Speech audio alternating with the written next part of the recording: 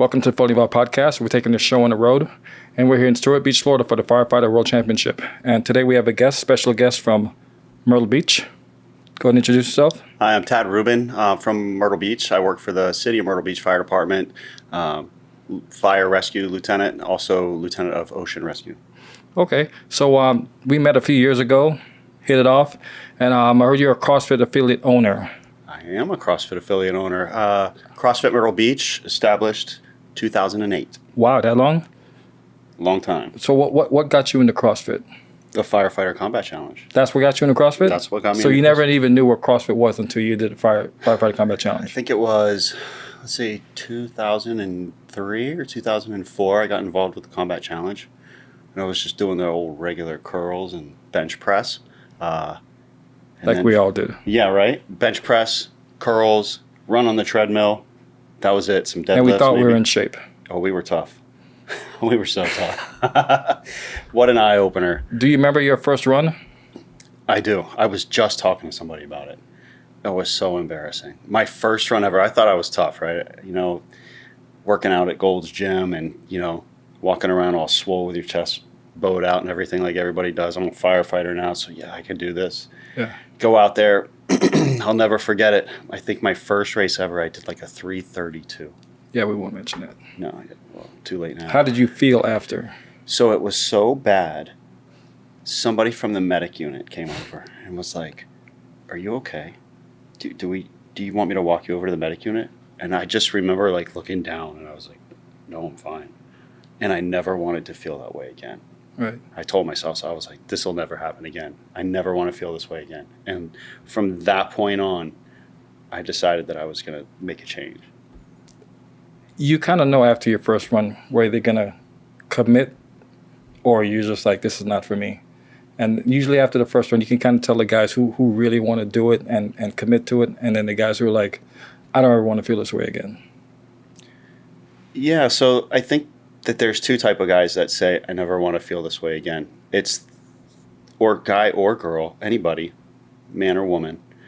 It's the person that says, I never want to feel this way again, and decides that they're going to make a change for the better.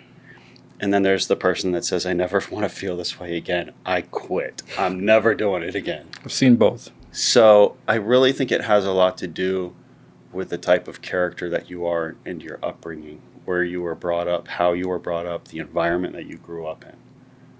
Absolutely. So, there's people that go through life and, you fall down, you got to pick yourself up, dust yourself off and keep going. That's it. And, those people that have gone through those stages in life, I think they have become more resilient and they're willing to go through those tough times, accept a little bit of pain and tough times and, kind of embrace it. Right. And if they could do that, those are the people that I think are more likely to say, I never want to feel this way again. Get back up and do it. Boom. So you're also a firefighter. And how long have you been in the fire service? So I've been in the fire service since 2003. 20 years. 20 years. 20 years. How fast did that go? Wow. I think working every third day makes time just go by so much faster. 20 years in the fire service, I look back and it just seemed like it was yesterday. You weren't thinking about retirement. You weren't thinking about, you just weren't thinking about how quick is it going to go by. When you hear the old guys tell you, enjoy it while you can because it'll be over before you know it, I used to just listen to those guys and be like, what are they talking about? And now I feel the exact same way. Those guys were right. You're not kidding. It's, gosh, when I think about it and it's like, man, when I started, it was just, I just wanted to dabble in everything. I wanted to put my hands in everything. I wanted to be a part of this team and that team and this. But the one thing that kept me going in all of it, I will honestly say, like all of my pride for the fire department and everything comes from this combat challenge. Really? That we are here for. It changed my whole life. And it's what's kept me going in the fire service. What specifically? If you can put it into words. Well, for one thing, it's the hardest thing I've ever done in my life. I played football 2-a-days, not on any kind of professional level, but, played sports all my life. And when they say it was the hardest 2 minutes in sports, you're just like, yeah, right. And then you do it, then you're like, wow. You've been doing CrossFit for a while too. Yeah. There's some hard CrossFit workouts. There's some hard CrossFit workouts. I don't ever recall Fran feeling this hard. And I have a pretty good Fran time. I have a sub 3 Fran time, closer to 2 minutes. I got like a 2:30. I think a 2:32 was my fastest Fran. Better than mine. Well, I'm a little guy. I don't have to squat as deep. Right? You don't have to go as far. Shorter people everything's easier for the for handstand push-up. CrossFit is made for short people, not really for tall people. The only thing that we have maybe an advantage on is maybe the rower or something like that, or maybe a ski erg. I mean, there's a few other things, but the guys who can I just see people doing handstand push-ups in there, and I'm like, I gotta go. Did you know that the Combat Challenge was built for big guys? Yes. Except when you're going up the stairs. The stairs are horrible.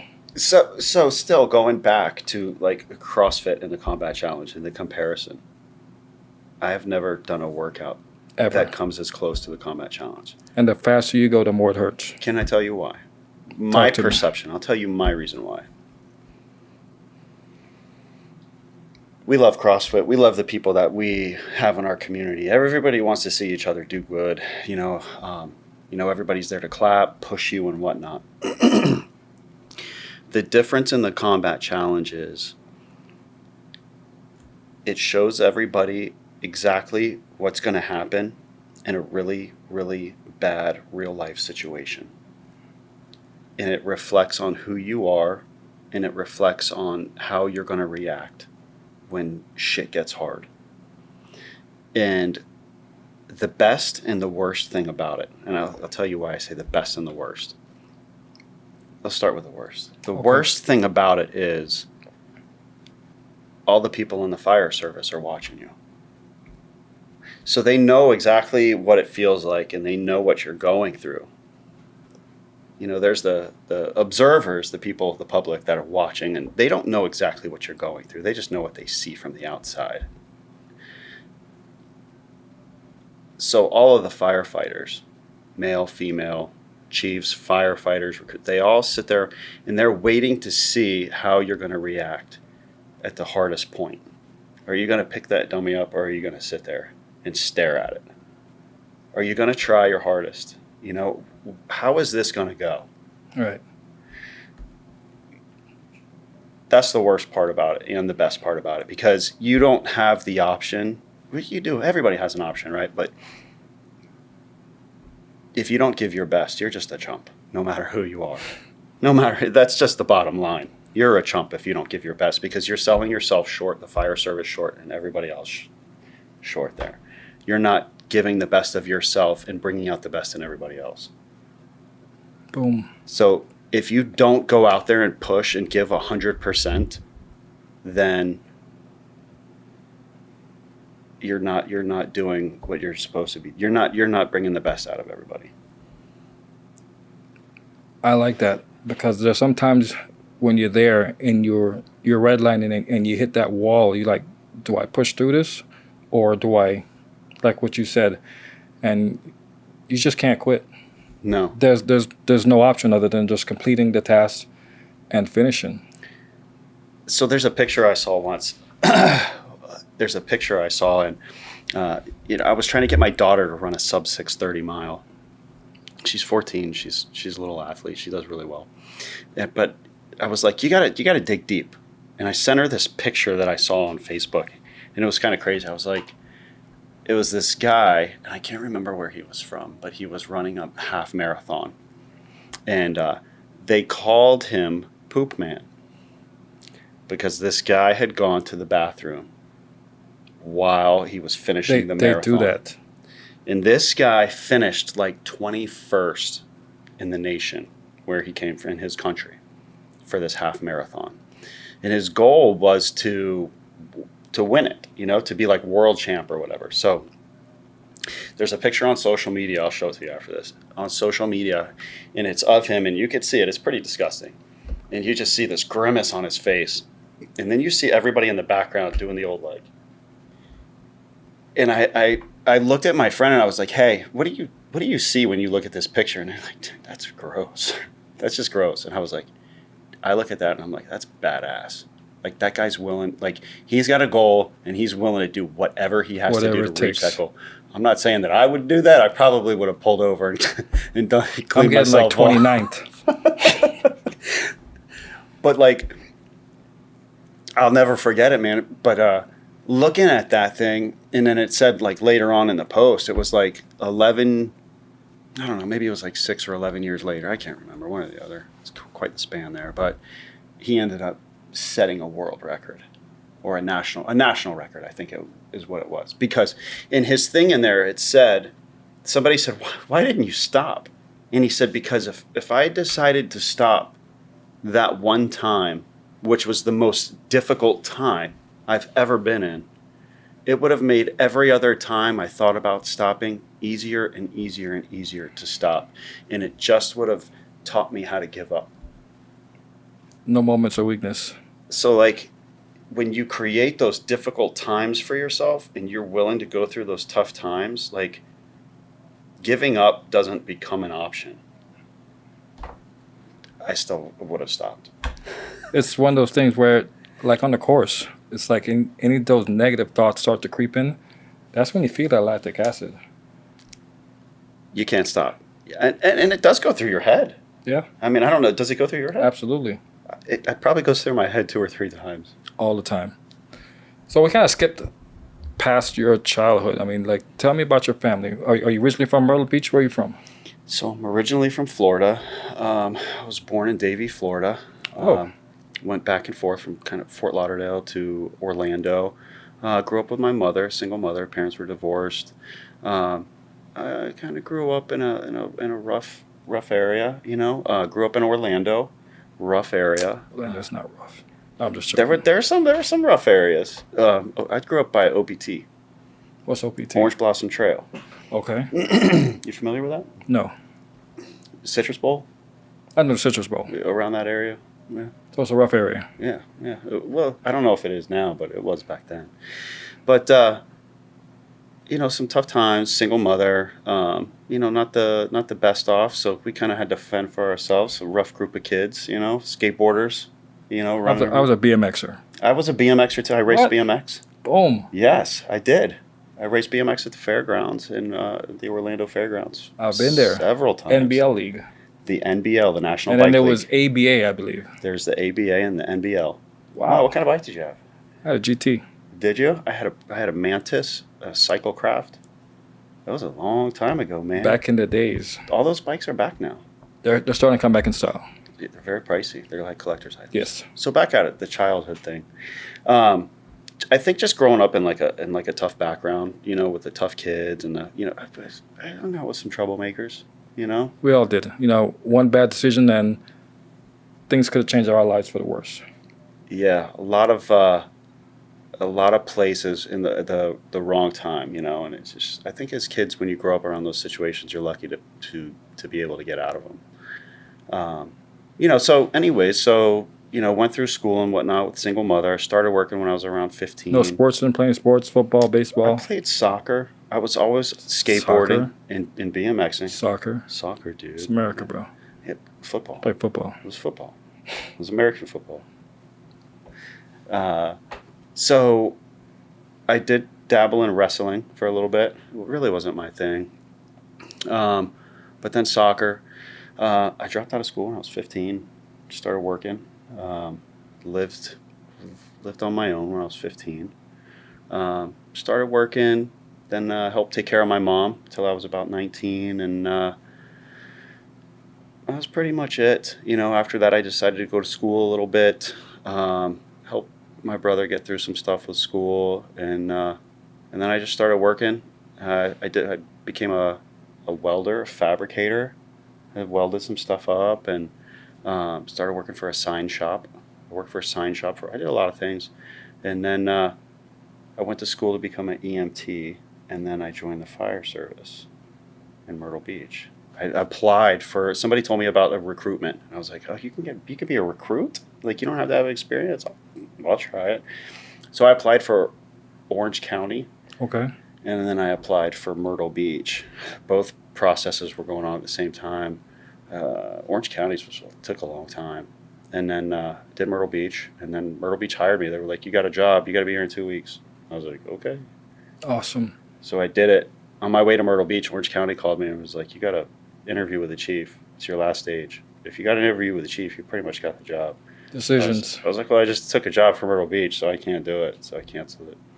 Awesome. So tell me about your career in the fire service. How's that been so far? So it's been good. Started in 2003. And do you remember Steve Schuessler? The name sounds familiar, but Yeah. I can't picture his face right now. He was part of the original Combat Challenge. Yeah. I got to look back at some of the stuff now. Yeah, look back at some of the pictures. I remember seeing him when I went to Myrtle Beach, and I saw him the first time I ever saw him. He was standing. We have an old military base tower at one of our fire stations, and he was at the top of the tower pulling the hoist. And I looked and I was like, I want to be like. What is guy. that? I want to be like that guy, you know. And he came down. He just looked so cool to me, man. He had this little mustache and stuff, and I was like, man, that dude's a real firefighter. I asked him what he did, and he was like, Combat Challenge. I was like, I'm going to do that. So there was a couple guys out there, and one of the guys was hitting a Kaiser, another guy was dragging a hose. And I was like, I'll see you guys next year.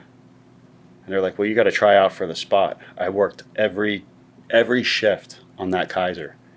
Nobody was beating me on it. I took a spot. Awesome. Awesome. So that was in 2003.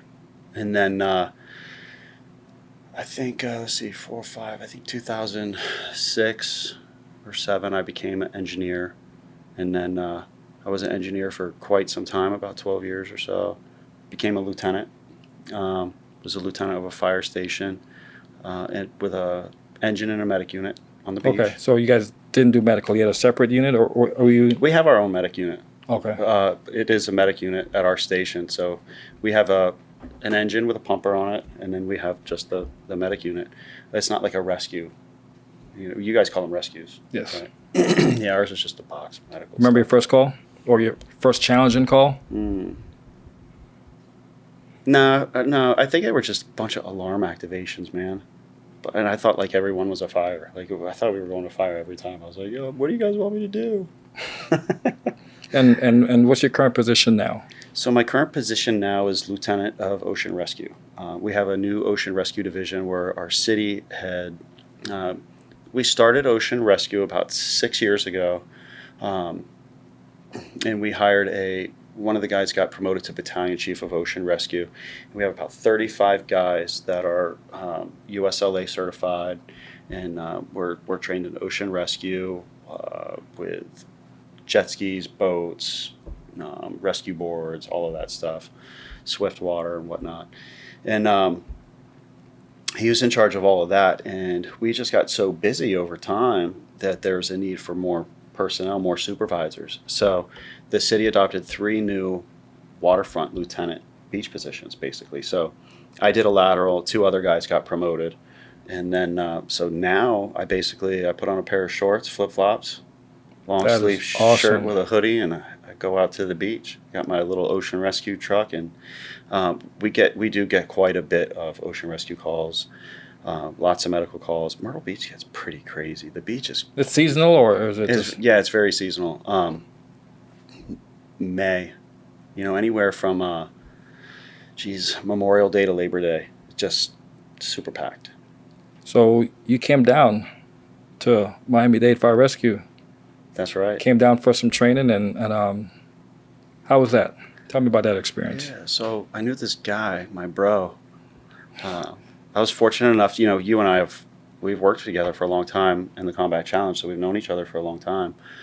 Ever since I've started, you've been doing it much longer than I have. I don't remember. People ask me, and I don't even remember, but it's probably been 20 years plus. Yeah, so, geez, and it's been 18 for me, so... I always remembered seeing you. Didn't always know you, but after the years, we built up a pretty good relationship. And then you told me that you had a friend that worked for the Ocean Rescue, Captain Garcia, and that you would connect me. So I reached out to him.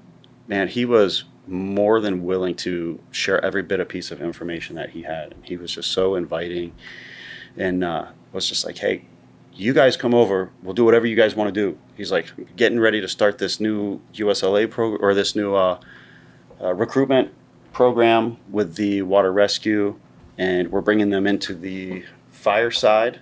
He goes, so I want you to come over and you could join them and you could see everything that we do. And I was like, well, what a great opportunity. So I told my chief about it, and we set it all up. So we came down here and we spent 4 days down here, and let's see, I think there was like 12 or 14 people in the class, and they had previous lifeguard experience, and now they're part of the fire service. So they're trying to pretty much learn the fire side, like, the tactics and the communications and stuff like that. But to come and see how you guys operate here was really nice, and the team was great. Like, everybody was willing to just accept us and let us be a part of it, and we trained with them. We did all the operations and everything, and it was really cool. That was actually kind of cool, man. I love it when we or the other jurisdictions work together, man, because that's what it's all about. We don't know everything, and I'm sure we both learn from each other. Yeah, it's like it's cool because we were able to see, like, you guys, Captain Garcia is trying to take guys from like lifeguards and make them, like, put them on the fire side and teach them the fire side of things, but still with water rescue. Right, we think and operate, yeah. And we're taking firefighters and making them water rescue personnel. So we're like we have the same objective, but like opposite sides of the spectrum. Right. It's like flip-flopped. So that was interesting. Man. That was cool, man. So we're here in running the combat challenge. How many times did you run this weekend? I know you do it a lot. Yeah. How many individual runs so far? I've run 5. Tomorrow will be number 6 for me. It's number 6. Tomorrow will be number 6, yeah. Wow. What's the goal? The goal is to get better, to get more comfortable, to make shit as hard as I can for myself. I think you're doing it. Yeah, I hope so. It's I think how can I say this? Everything that I've done in my life that I've benefited from has been from all of my tough times. So, like, that's something that I always make sure that I kind of create for myself. Like, there's a lot of negative things that could come from it, just as much as positive, but you got to be real careful about it. You know what I mean? But you got to put yourself in a somewhat of a vulnerable state and create those I don't want to say barriers, but those tough spots, to make sure that you can get past them or test yourself a little bit, So, like, I'm not creating things that are impossible. I'm just making shit harder for myself, because, well, I know I can run one individual a day. I know that you can. I know that everybody can. But it's like, is it really that? Let's go next level. Well, I want to. I want to see listen, I'll never be as fast as the big guys. I know this. Like, I just don't have the mechanics to do it. It's not going to happen. So I wanted, well, what was it, a couple years ago? Was it a couple years ago or last year? I can't remember. All of it just kind of meshes together after a while. But I told Dr. Davis, I was like, hey, look, I want to try something that nobody's done before. Like, I'm not the biggest guy out here. I'll never be the fastest guy. I'll never be world champion. I just know it. So I want to do something that nobody's ever done. I want to run 2 races a day, every single day. And he was like, well, as long as it's safe and everybody thinks that you still look good out there, okay. But if we say you got to stop, you got to stop. And I was like, okay. So one day I was like, hey, can I just, like, why don't we test the cylinder? Like, let's see how long I can make a cylinder last. So I ran 3 races on a cylinder. On one bottle? On one bottle. 30-minute bottle. Mm-hmm. Bam. And each race, my air consumption got lower. I used less air each time. It was kind of cool. Wow, I didn't know that. Yeah. Dr. Davis can explain it a lot better than I can. It's way over my head. But yeah, he starts talking over here and it's like, just give it to me in English. Yeah, and I don't even know if he could do that. But it was I didn't know if I could do it. So I did 2 a day, right? And then the one time I did 3, that second time I did it, I hit a wall. And I did like a 208. My air consumption was still lower, or my air usage was lower. And I went from like a 141 or a 142 to a 208. And everybody was like, dude, I told you, like, it was too much. Like, it's too much, dude. And I was like, yeah, that sucks. And man, it was like, I was really bummed out. And I was like, you know what? I'm just going to go back to my hotel because it was in Montgomery. Wait, not Montgomery. Where was it? I can't remember. But I was like, you know what? I'm just going to go back to my hotel. I'm going to eat something. I'll come back. And I did that. And then while I was in the hotel, I told myself, I was like, I don't even care about my times. Like, my goal is to come out here because I got so in tune with like my times getting better each time. Like, everybody's like, dude, your times are just getting better and better. And then I just plummeted. And I was getting so psyched by that it just bummed me out. And I told myself, I don't even care what my times are anymore. I came out here to run a marathon and I'm going to do it. So when I went back out there, my time got better. Like, I didn't even care. I wasn't even thinking about it. No it just stress. got better. No stress. I was just like, I was running my own race. I wasn't worried about anybody else, any other factors, times, or anything. And then my time got better the next day. And then in the finals, I remember not having like any adrenaline. Like, I had no adrenaline. I was like, what is wrong with me? I can't, like, I'm not psyched. I'm not like ready to go or anything. And I remember being in the tent. I just didn't understand, like, why do I not feel like this rush of energy? Like, I just need to go. And I was like, oh, well. So went and lined up in front of the tower. The tones dropped, and then it was like blackout. And I only saw one step in front of me, and then I'd step on it, and then another step. And it was like true tunnel vision. Like, it was the craziest thing ever. And like, I didn't count anything. I didn't feel any respiratory distress, no lactate, no muscle fatigue. That's a good thing if you don't feel that. I didn't feel anything. You ever have those dreams where you feel like you're kind of like flying, or you can jump from like one building to another and it's like slow motion. You guys You're in the zone. It's like the coolest thing.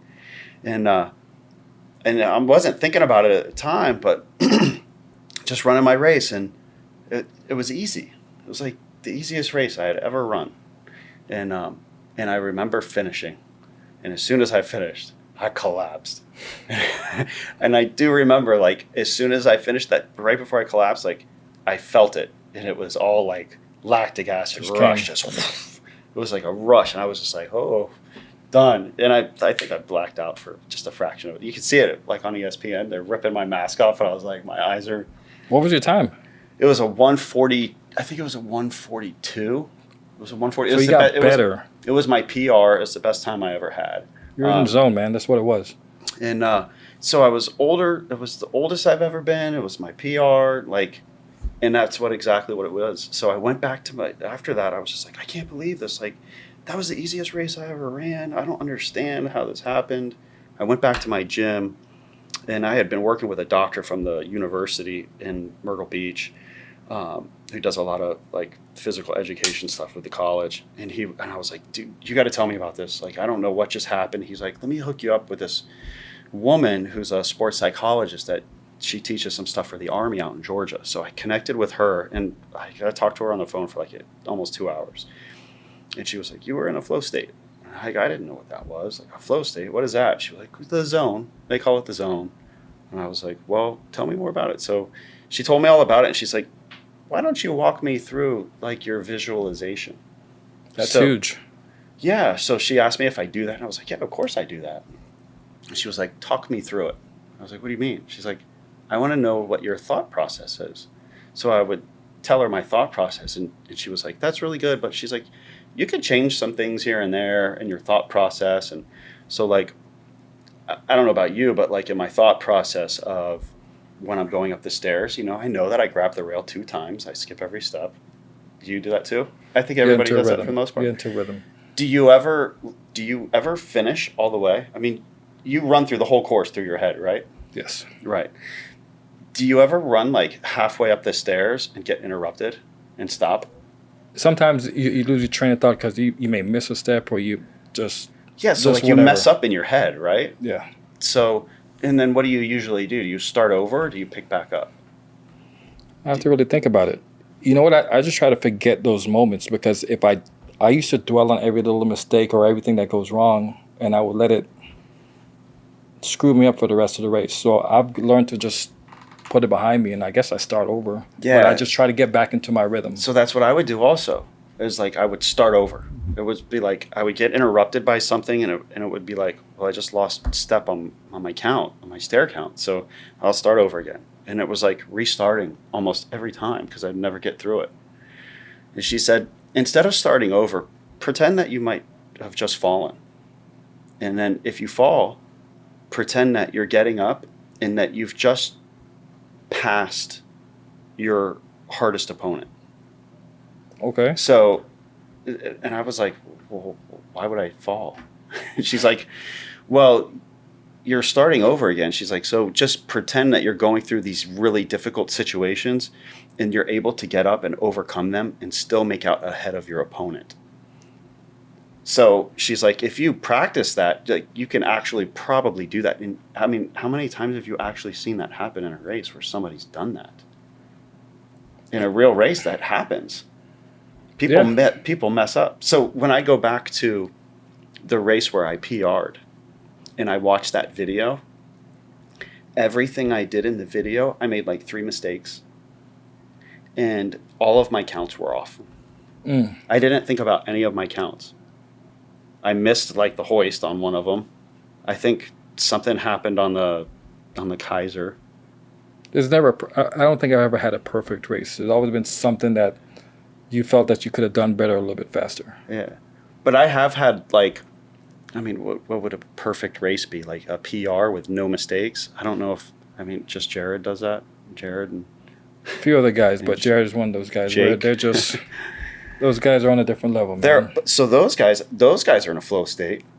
I think those guys are NFL players. Michael Jordan was always in a flow state. Skateboarders in a flow state. BMX, like those people are always in a flow state. They say that the people that are in the flow state the most are children, because they're not worried about the external factors. They're not worried about what people are thinking. Children think of it that way. When children are playing, and that's the thing. So like when children are playing, a little kid's flying a paper airplane and he's flying it across the room. Like, he's not worried about what you think or what she thinks or what he thinks or what I think. He's just worried about, like, I want those people to get on the other side of that country or whatever. You know what I mean? Like, right. and they're gonna do it, and he's having fun or she's having fun with it. You know, they're really visualizing themselves on that airplane or whatever, or flying it, or you know, whatever it is.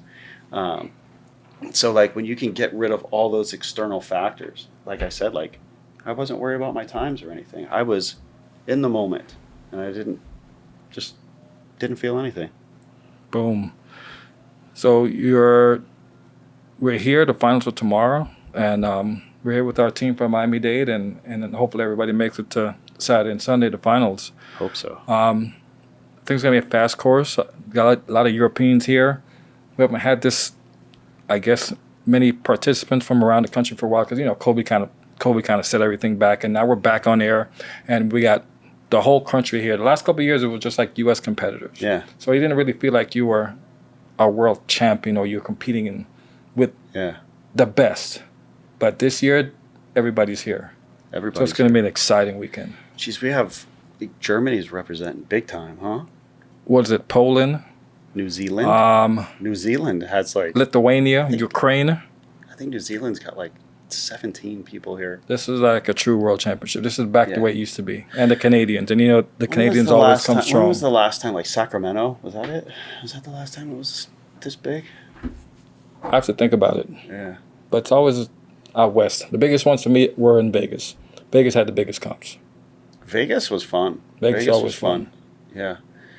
So I have one more race, and right now I'm not in. So the guy that's in front of me is Matt Coney. Awesome dude. I love Matt. We actually went surfing the day before. Yeah, I remember you guys talking about that. We went surfing. It was cool. And then we had to get a picture of us with our surfboards in front of the tower.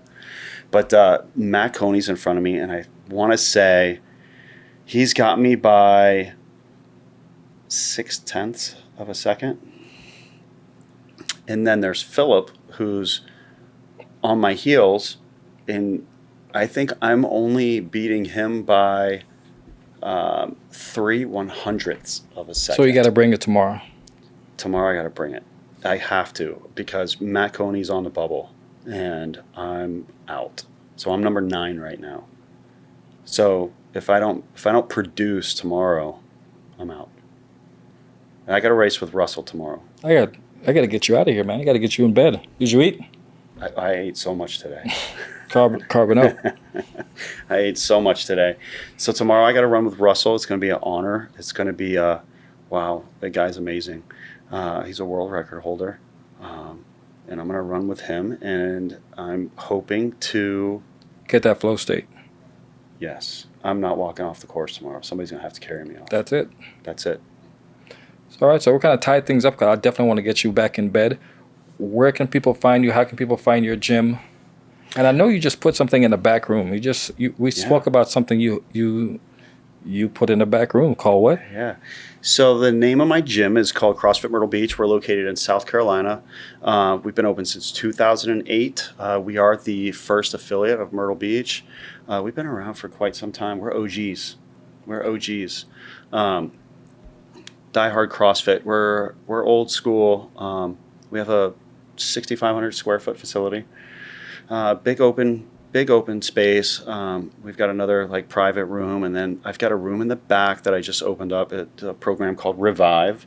Revive, we've got a nice little sauna. We got a 3-person sauna back there. We've got a plunge tub, massage chair. We've got some Normatec, nicer bathroom for people to shower in and stuff. Some turf in there that people can roll out on and whatnot. So black lights and fake plants everywhere. It's pretty cool. So it's like, you can go and slam some weights and beat yourself up and whatnot and have the bump with the music and whatnot. And then you can go in this room and you can chill out and like turn the music on, turn the lights off, and you can just chill out. Boom. Yeah. So that's it. WeRollDeep.com. Tad Rubin at We Roll Deep. That's it. All right, man. Well, that's it, man. Thank you for coming. Hey, thank you. And then maybe we'll do this again. Absolutely. I appreciate Boom. you having Thanks, me. sir. Yeah. It's a wrap.